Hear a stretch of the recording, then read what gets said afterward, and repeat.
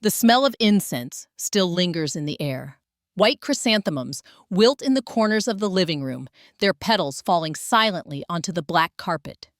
Candles flicker their wax, dripping like tears no one dares to shed. People often say that when the coffin closes, grudges and pain are buried with it. But I knew deep inside, this was only the beginning of a nightmare. My husband Daniel had just been lowered into the earth that afternoon.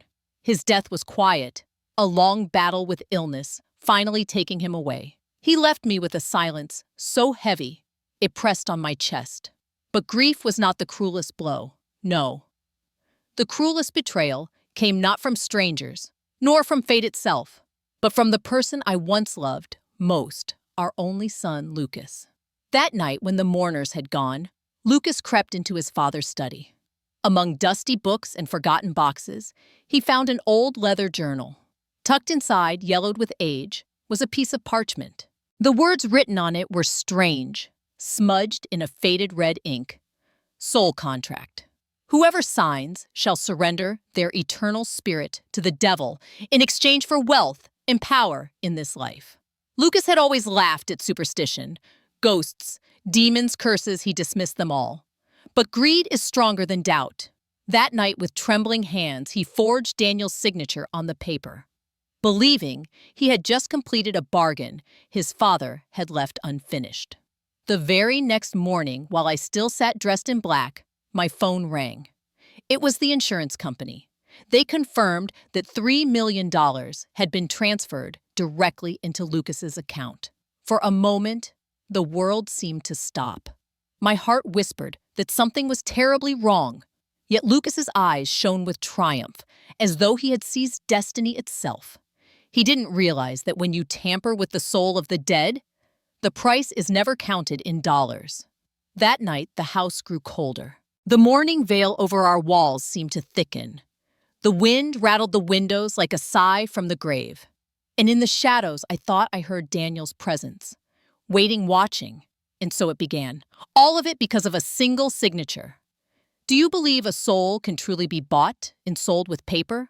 Or is the real punishment nothing more than guilt tearing a person apart? My name is Elena. For 35 years, I was Daniel's wife. He was a strong man, a strict man, and perhaps too rigid at times. But he was honest. He believed in working hard, saving every penny, and keeping his family's dignity above all else. To outsiders, he seemed like a pillar of stability. To our son Lucas, he seemed like a wall blocking every dream. Lucas was our only child. From the moment he was born, I poured all my love into him. Daniel did too, in his own way, but his love was stern, almost military. He had grown up poor, working from the age of 12, and he believed that discipline was the only way a man could succeed. So when Lucas asked for things, new clothes, gadgets, money to go out, Daniel would often say, "Earn it." Nothing is free in this world. I can still remember the look on Lucas's face whenever his father refused him. That mix of frustration and resentment. As a mother, I tried to soften it, to give Lucas the affection Daniel withheld. But a child who feels unloved by one parent often grows up chasing validation in dangerous ways. By the time Lucas was 20, the tension between father and son was constant. Lucas saw Daniel not as a protector, but as a tyrant. He would shout, "You never believed in me. You never supported my dreams." And Daniel, with his calm, cutting tone, would reply, "Dreams don't pay the bills. Responsibility does." I stood between them torn. A mother's instinct is to protect, but a wife's loyalty binds her too. And so silently, I watched the cracks widen. When Daniel fell ill in his late 50s, those cracks became chasms. The sickness drained his body, but sharpened his temper. Lucas visited less and less, claiming he was too busy. I knew the truth. He couldn't bear to see his father so frail, yet part of him also enjoyed the distance. The fewer lectures, the better. And then came the funeral. The day Daniel was buried, the air felt heavy, as though the earth itself mourned. People filled the house offering condolences. Lucas played the grieving son well enough, standing tall, shaking hands. But I noticed his eyes were not swollen from tears. They darted instead, scanning the room, calculating restless. That night, after everyone had left, in the silence of morning filled the house, Lucas disappeared upstairs. I thought he was going to his room to rest, but I later discovered he had gone into Daniel's study. Daniel's study. A place Lucas had always despised. It smelled of old books and tobacco, lined with shelves of ledgers, journals, and military memorabilia. Daniel believed in keeping everything receipts, letters, even ancient family artifacts passed down for generations. On the top shelf, hidden behind dusty encyclopedias, Lucas found a wooden box. It was carved with strange symbols, almost runic. The lock had long rusted, and it opened with a mere tug. Inside were letters, medals, and a folded sheet of parchment that looked older than anything else in the house. Lucas brought it downstairs. I can still see him sitting at the table, his hands trembling, not from fear, but from excitement. He unfolded the parchment carefully, and both of us leaned in to read. The words were written in crimson ink, faded yet still legible. Soul contract. Whoever signs their name upon this paper shall surrender their eternal essence to the devil in exchange for worldly wealth and power. The contract is binding. The price is eternal.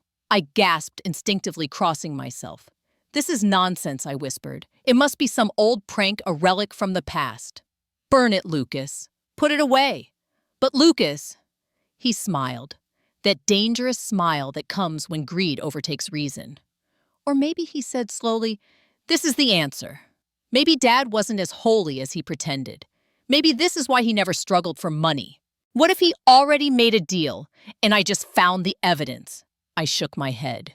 No, your father worked every day of his life. He never believed in shortcuts. Lucas ignored me. He stared at the signature line at the bottom of the parchment, empty and waiting. His jaw tightened. All my life, he treated me like I was nothing. Maybe now I can prove I'm smarter than him. Maybe I can finish what he started. I reached for the paper, but he pulled it away. In his eyes, I saw not just ambition, but defiance, a desperate hunger to outdo the ghost of the man who had overshadowed him. I didn't know it then, but that was the moment everything changed. Lucas did not burn the contract. He kept it. He studied it. And soon, he would dare to sign it. Not with his own name, but with my dead husband's. And with that single act of betrayal, he opened a door that should never have been touched. If you stumbled upon a contract that claimed to trade a soul for wealth, would you burn it immediately? Or would curiosity tempt you to keep it? After that night, Lucas changed. He became secretive, restless. I would find him at odd hours in his father's study, the old parchment spread across the desk, his laptop glowing beside it. He was cross-referencing symbols, searching ancient forums, even translating fragments of Latin scribbled in the margins. At first, I thought it was just his way of processing grief. People cling to strange things when they lose someone. But the more I watched him, the more I realized this wasn't grief, it was obsession. One night, I stood silently at the door while he muttered to himself, tracing the faded letters with his finger. It fits, he whispered. It all fits. Dad must have started this, but never finished. That's why the signature line is empty, he hesitated. But I won't. My heart sank. Lucas, I said softly, stepping into the room.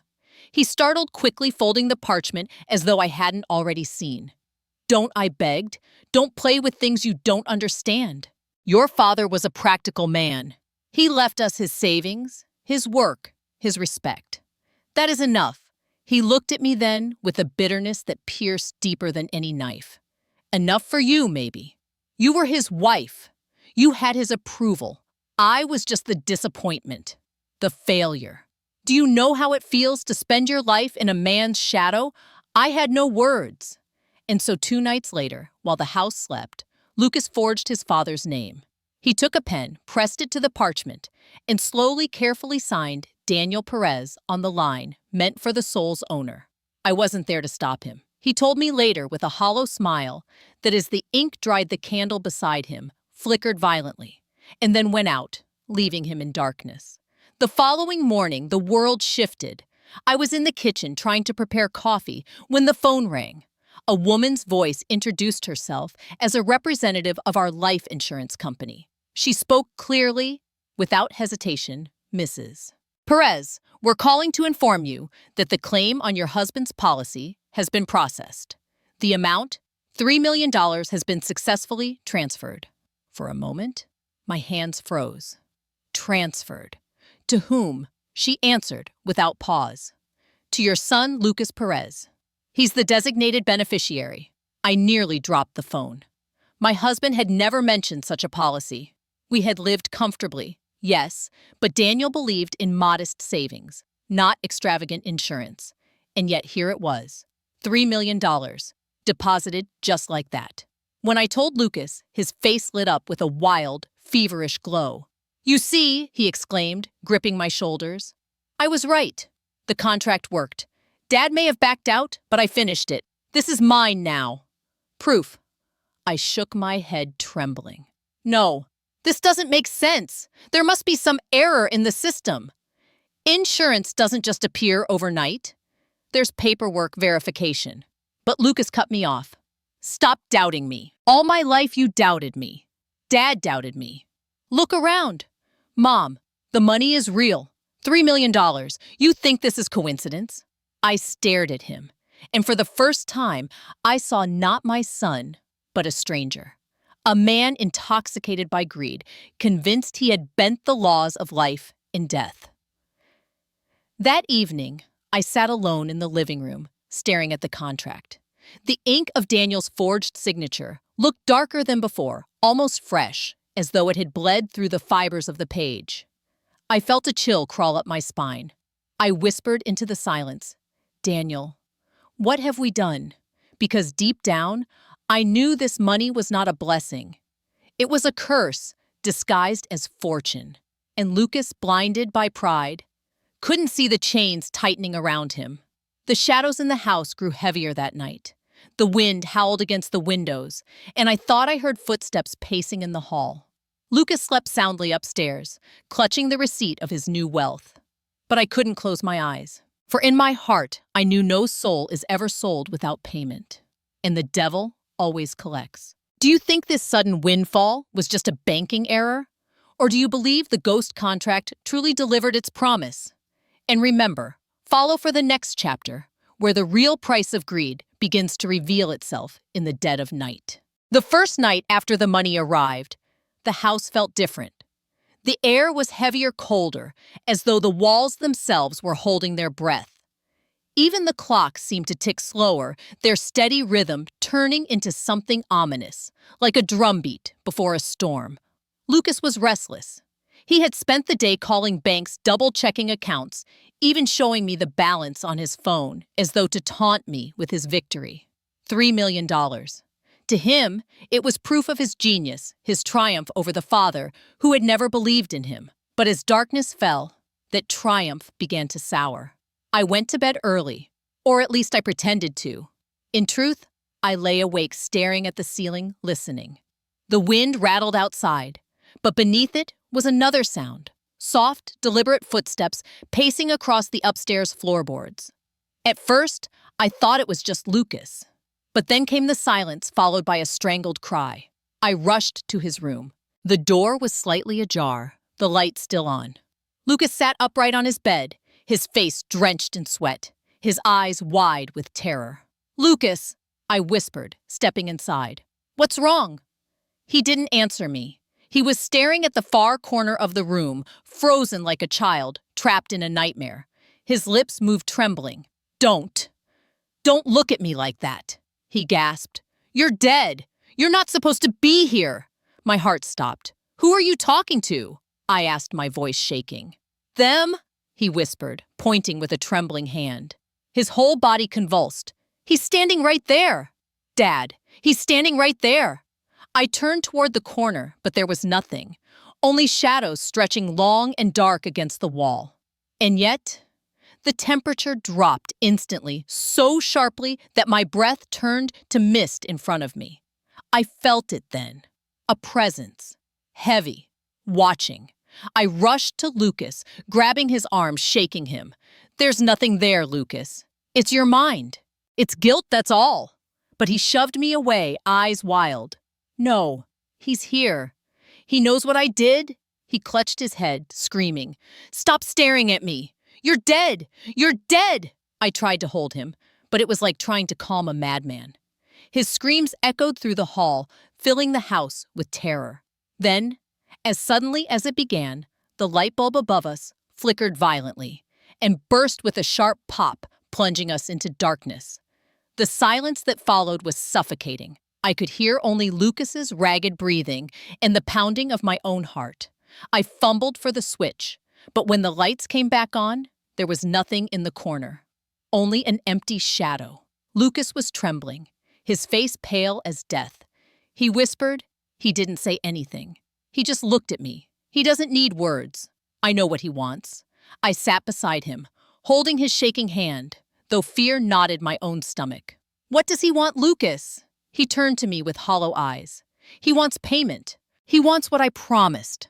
I felt the blood drain from my face. That night, Lucas refused to sleep. He sat upright, the lamp burning beside him, his gaze fixed on every corner as though expecting his father to return at any moment. And though I never saw Daniel myself, I felt him. The weight of his presence lingered, pressing down on the house, on my chest, on my heart. Over the next nights, the haunting continued. Lucas would wake screaming sometimes, clawing at the air, sometimes begging forgiveness from an unseen figure. Each time I ran to him, the room was ice cold, my breath fogging my skin, prickling with dread. And each time Lucas's words tore me apart, I didn't mean it, Dad. I just wanted to prove myself. Please don't take me with you. He was unraveling, and I could do nothing but watch. I began to wonder, was this truly Daniel's spirit returned to punish his son? Or was it simply Lucas's own guilt, manifesting the weight of a soul that knew it had crossed a line no man should ever cross? I wanted to believe in logic and reason. But at night, when the house grew silent and the shadows stretched long, I too felt eyes upon me, eyes that did not belong to the living. And sometimes, when the wind howled just right, I thought I heard his voice whispering through the halls. Not angry, not cruel, just a single word carried like smoke. Mine. It was then I realized Daniel wasn't just watching Lucas. He was waiting for his debt to be paid. Do you believe a soul can truly return to punish the living? Or is this torment nothing more than guilt, rotting a man from the inside out? Share your thoughts below, and stay with me for what comes next, when the haunting grows too strong to be denied. Lucas had once stood tall in that house, puffed with pride, boasting about his fortune as if he had conquered destiny itself. But only days after the haunting began, he began to crumble. It started with the dreams. Every night, Lucas would jolt awake, drenched in sweat, screaming at the shadows. I often found him sitting upright, his blanket thrown aside, pointing at the foot of his bed. "He's here," Lucas would whisper. He stands there every night, just staring. He doesn't speak. He doesn't leave. He just watches me. I never saw anything, but when I entered his room, I always felt it. The cold, the thick, heavy cold that clung to my skin, that made my bones ache. A silence too deep to be natural. I begged Lucas to see a doctor, to talk to someone, but he refused. "You don't understand, Mom," he hissed, his eyes wide and wild. "This isn't in my head. He's real. Dad's here, and he's not going away." But it wasn't only the dreams. Soon, the curse began to touch the very thing Lucas thought he had won, the money. One morning, Lucas stormed into the kitchen, his face pale. He slammed his debit card onto the table. "It's gone," he said, his voice breaking. "The money's gone." I frowned, confused. "What do you mean, gone?" He shoved his phone into my hands. The banking app glowed on the screen. "Balance." "Son." "Impossible," I whispered. Only yesterday, I had seen the obscene sum reflected there. $3 million. Now nothing. We rushed to the bank. Lucas argued with the teller, his voice rising in panic. But the answer was always the same. Sir, your account shows no funds, no deposits, no record of the transfer you're claiming. It was as if the money had never existed at all. Lucas collapsed into a chair in the lobby, his hands clutching his head. It was real, he muttered. I saw it. It was real. He gave it to me. Why did he take it back? I stood over him, helpless, watching the walls of his pride cave in. The fortune that had made him arrogant was gone as suddenly as it had appeared. But the curse wasn't finished yet. In the days that followed, Lucas tried to turn to his friends for support. I overheard his phone calls, the desperation in his voice. You believe me, right? You saw the money. You know I had it. But one by one, they distanced themselves. Soon, no one answered his calls. No one came by. Rumors spread. They said Lucas had gone mad, that he ranted about demons and contracts and his father's ghost. He stopped leaving the house. He stopped shaving, stopped eating. His eyes were sunken, ringed with black circles. He spoke to himself constantly, pacing the halls, arguing with shadows that no one else could see. Sometimes I caught fragments of his mutterings. I'll give it back. Just leave me alone. You can't take me with you. I'm not ready. Why did you make me do it, Dad? Why? The proud, ambitious man who once mocked his father's discipline had become a broken shell. He was thinner, weaker, his hands trembling like an old beggar's. One evening, I stood in the doorway watching him. He was crouched in the corner of the living room, clutching the parchment contract in his hands. His lips moved as though in prayer, but the words were incoherent, desperate. And I thought, this is my son, my flesh and blood, the boy I once cradled who dreamed of conquering the world. Now reduced to this, a frightened creature begging shadows for mercy. I whispered to myself, tears stinging my eyes. I look at my son, a man who once sneered with $3 million in his account. And now he trembles like a beggar with nothing. The house grew colder every night. Sometimes, in the dark hours before dawn, I too thought I saw a figure standing at the end of the hallway, tall, silent, familiar, and always watching. Perhaps it was madness. Perhaps it was grief. But deep inside, I could no longer deny what my heart already knew: the money was cursed. It had never belonged to Lucas. It had never been meant for the living. It was only bait, a lure, and now the devil was collecting his due. Tell me, do you believe cursed money always carries a price, like a shadow that follows its thief? Or was Lucas simply a fool who wasted his chance through arrogance and fear? Share your thoughts in the comments. I'll be reading them all. And don't forget to follow, because the story isn't finished yet. The darkest night is still ahead. The deeper the nights grew, the more desperate Lucas became. Sleep abandoned him entirely. He would pace the house until dawn, muttering to himself, clutching the old parchment as though it were both the source of his power and the key to his prison. Then one morning, he burst into the kitchen, his face wild with a strange, almost manic hope. I found someone, he said. A man who knows about these things, a spiritual healer, a master in breaking pacts. He can help me. I wanted to believe him, but the hollow ring in his voice told me that hope was already poisoned. That night, Lucas brought the man into our home. He was tall, draped in robes that smelled faintly of incense and smoke. His eyes scanned the walls as if he could see things hidden from ordinary sight. "Where is the contract?" the man asked, in a gravelly voice. Lucas placed the parchment reverently on the table.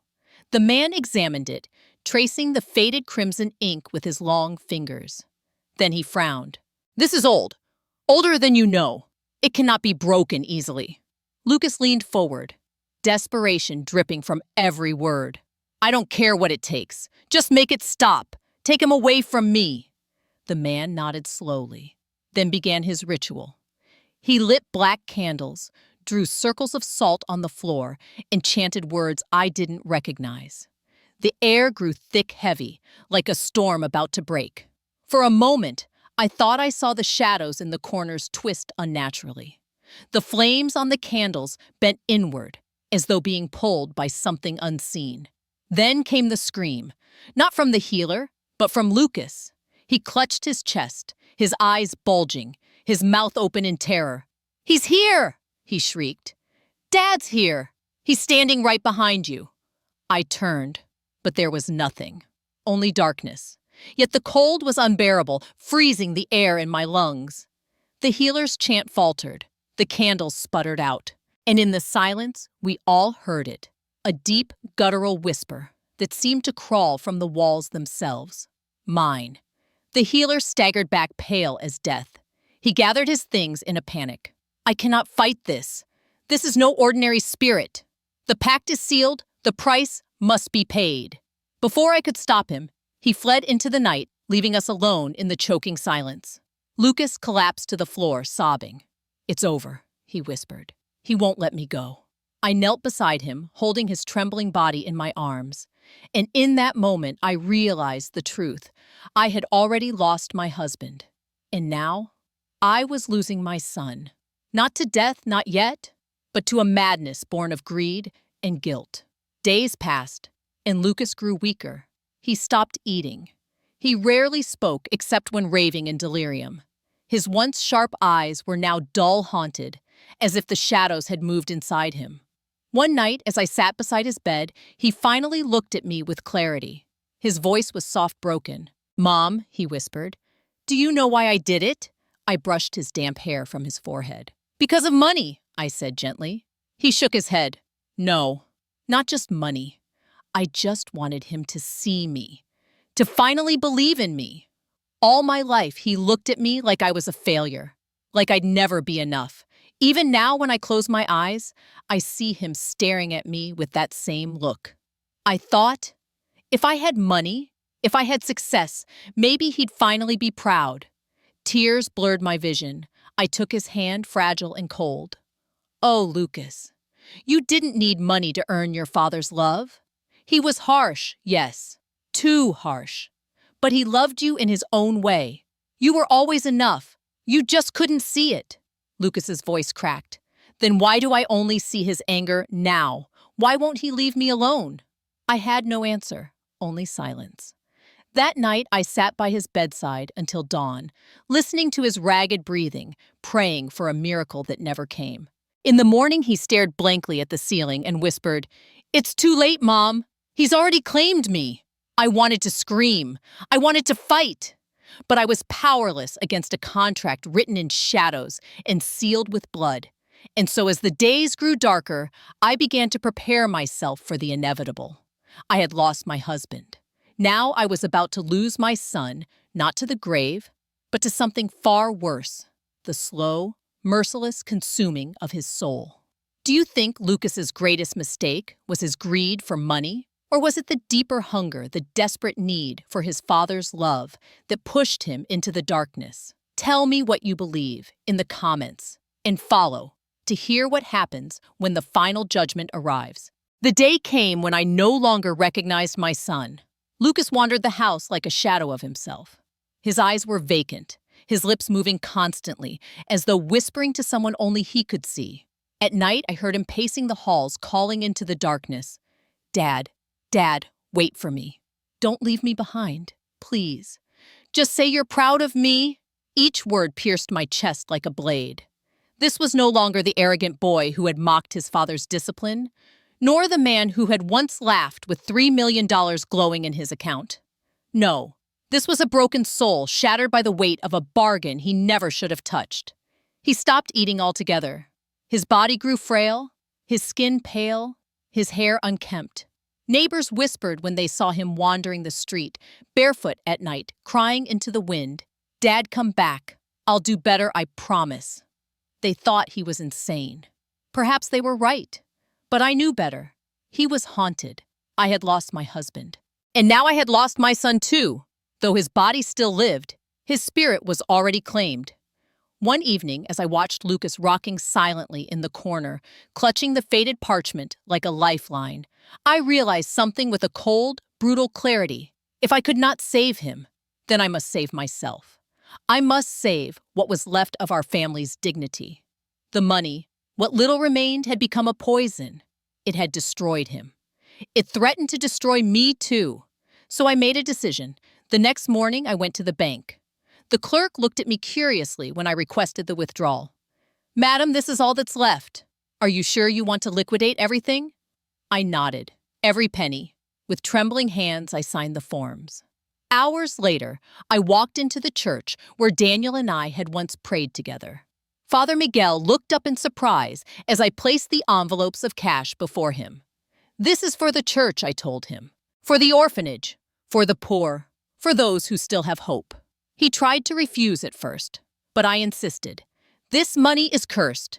It has destroyed my son. Let it be transformed into something good. Let it become light in a world that has been too dark for too long. Tears filled my eyes as I left the church, lighter than I had felt in months. The money no longer belonged to us. It belonged to God, to children, to the hungry.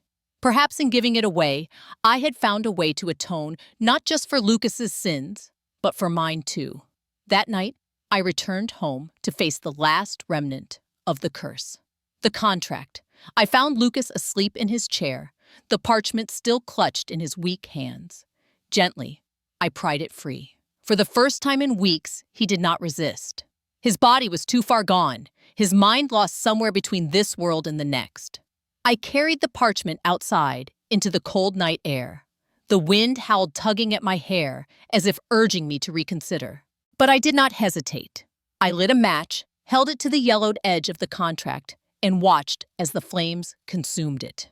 The crimson ink bled, curling into black ash. A strange, high-pitched hiss filled the air, like the dying breath of something unseen.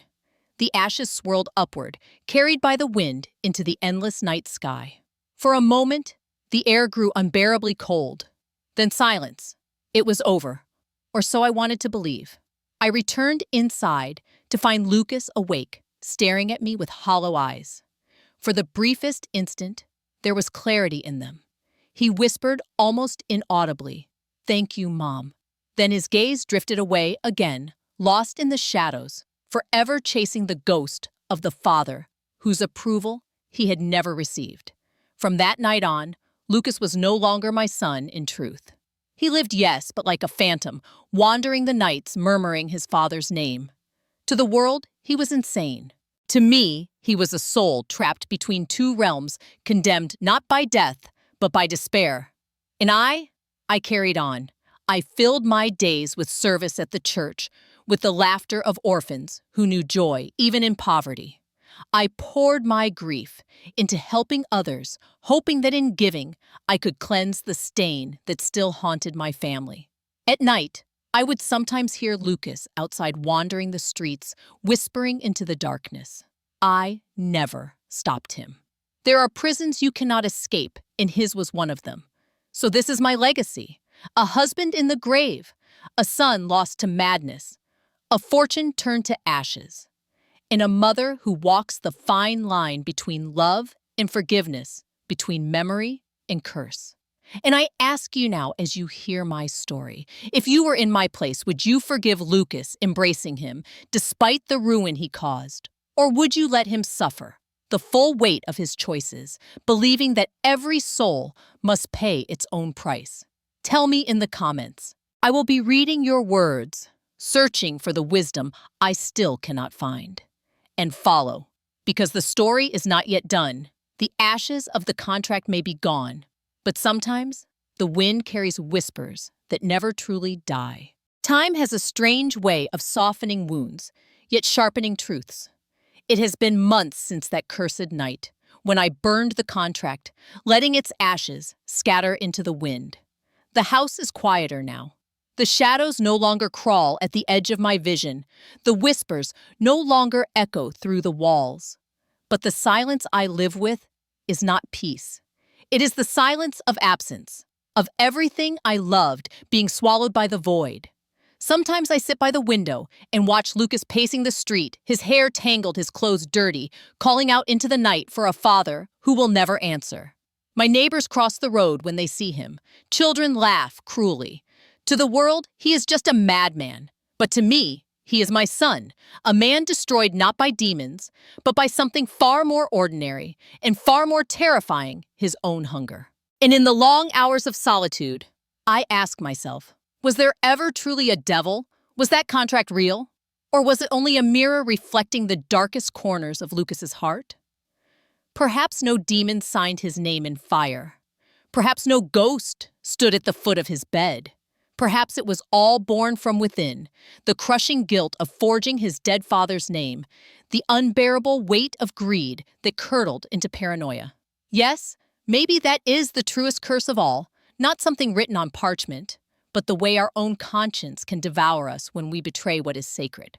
I have come to believe the devil does not need to appear with horns and fire. He lives inside us, in the whispers of temptation, in the hunger for more, in the refusal to accept love as it is. When we give in, we do not sell our soul to some creature in the dark. We sell it to ourselves. And it is a bargain far harder to break. I think often of Daniel. He was harsh, yes, too harsh on the boy who needed gentleness. But his discipline was born of fear, not hatred. He wanted Lucas to survive in a world that takes no pity on the weak. Did he know? I wonder that his stern love would one day turn into the wound that destroyed our son. And I think of Lucas, not the broken man he is now, but the boy he once was. I remember him running through the garden with a toy plane, his laughter ringing brighter than any bell. I remember him hugging my waist, telling me he wanted to be a pilot, a hero, someone his father could look up to. That little boy did not deserve this ending. But somewhere along the way, he chose to feed the wrong fire. He mistook money for love, victory for respect. And by the time he realized his mistake, it was too late. So what lesson remains for me and for you who hear my story? It is this revenge, greed, pride. These are the contracts we sign every day with or without ink. And once signed, they consume us. There may be no parchment, no blood-red ink, no devil waiting in the corner. But when you sell your conscience, you create your own demon. One that does not need chains or flames because it lives under your skin, eating you alive from the inside out. That is the curse my son lives with now. Not hellfire, not horns, but his own reflection. His own guilt, his own emptiness. And so when I look back, I no longer ask whether the contract was real. It does not matter. What matters is that Lucas believed it was, and in believing he made it so. I whisper now into the night. For all who will listen, beware the contracts you sign. Beware the bargains you make with pride and greed. Because the devil is not waiting in the shadows. He is already here in the choices we make, in the lies we tell ourselves, in the love we throw away. Do you believe more in supernatural punishment? Or in the quiet, relentless way guilt and greed destroy a person from the inside? Share your thoughts with me. I'll be reading your words, searching for the truth in them. Because in the end, maybe that is all we can do. Tell our stories and hope that someone else will listen before they make the same mistake. The nights are quieter now. Lucas still wanders, yes, murmuring into the darkness, chasing the shadow of a father who will never return, but I no longer wait at the window for him. My heart has grown tired of waiting for a miracle. Instead, I write. On my desk lies a leather-bound journal, its pages filled with the weight of my life. Not just my grief, but my lessons. Not just my pain, but the truths carved out of it. And I write these words for someone I may never live to see my grandchild, the child Lucas might one day bring into this world. I do not know if that day will come. But if it does, I want them to know who they are, where they come from, and most importantly, what dangers wait when a person chooses greed over love. In careful strokes, I write, "My dearest, if these pages ever reach you, I want you to remember this money is a tool, not a treasure. When you make it your treasure, it will strip you of everything that makes you human. Do not let gold blind you to the true inheritance you carry, your family's love, your name's honor, and your own dignity." I pause, staring at the small metal box on the shelf beside me. Inside, wrapped in cloth, lies what remains of the cursed contract. I burned it, yes, but a single corner survived charred and brittle. The fire devoured most of the words, but one remained dark against the pale, ash-stained paper sole. I have kept it, not as a relic of fear, but as a warning.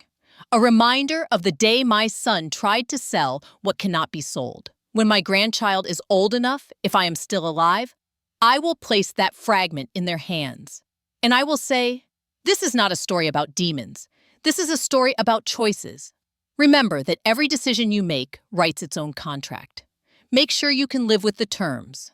For I have learned that inheritance is not always gold or property. Sometimes it is wisdom passed quietly from one hand to the next. Sometimes it is the memory of mistakes, so the next generation does not repeat them. Lucas will never read these words. His mind is too far gone trapped in a night that never ends. But perhaps his child, or their child, will. And perhaps they will live with more courage, more clarity than he did. I close the journal and press my hand to the cover. Daniel's picture rests on the mantel, his stern eyes watching me still. I whisper into the silence, we failed him, both of us. But maybe, just maybe, we can save those who come after. The house is dim, the wind cold, but tonight I feel something lighter. Not peace, not yet, but purpose. And that is enough to keep me writing. So if you are listening now, tell me, if you inherited a fortune tainted by betrayal and shadows, would you keep it? Or walk away, leaving behind wealth in exchange for peace of soul? Tell me in the comments. I'll be reading as I pass my story forward, hoping it becomes not just a tale of loss, but a torch for those who come after me. The house is silent tonight. Too silent. Even the ticking of the old clock seems slower, as if time itself holds its breath. And yet, just as the hour hand brushes past 3, there it is again. That sound. Knock, knock, knock. A slow rapping at the door, soft at first, then sharper, echoing through the hallway like the heartbeat of the dead. I sit up in bed, clutching my robe tighter. My heart hammers against my ribs, but I force myself to listen. The wind howls outside, scraping tree branches against the windows. Could it be nothing more than that? Just a storm playing tricks on a weary mind? Or could it be him, Daniel, my husband, my anchor, my judge? Is he still wandering, bound by the broken contract his son dared to sign? Or is it only Lucas's madness spilling into my own nights, planting shadows where there should be none?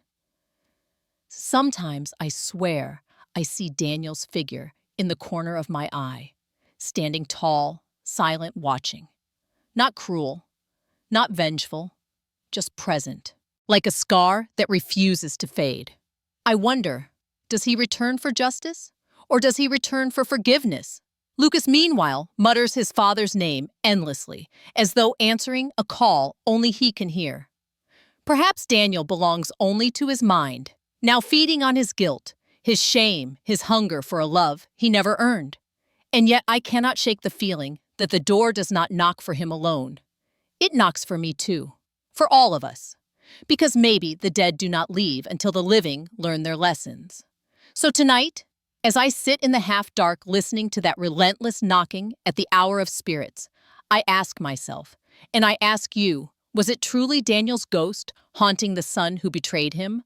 Or is every phantom nothing more than a reflection of guilt, a shadow shaped by conscience? Tell me, what do you believe? Share your thoughts below. I'll be reading each one. And if this story has stirred something inside you, don't forget to follow this channel. Because there are more stories waiting of families, betrayals, and the strange ways justice finds us in this world or the next. For tonight, I will blow out the candle, though I know the knocking may return.